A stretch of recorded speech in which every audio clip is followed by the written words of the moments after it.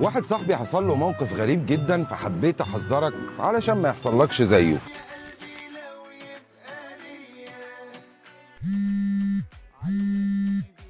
الو. ايه يا عريس، اخبارك ايه؟ ايه مالك بس متنكد ليه يا معلم؟ ايه؟ فوتو سيشن ايه اللي ب 20,000 جنيه بتاع الفرح؟ سيب الموضوع ده عليا انا. يا عم ما تقلقش، سيبه عليا.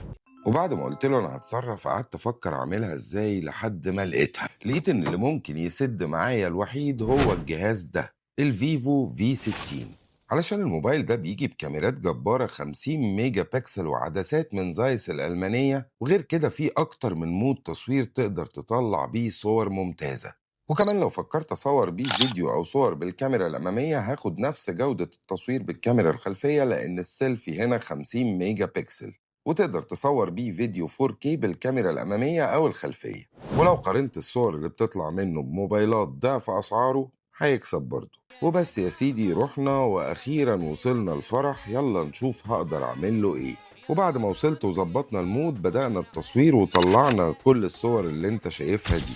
صور ممتازة بأكتر من شكل وأكتر من لوك هتخليك تحس إن انت مصور محترف.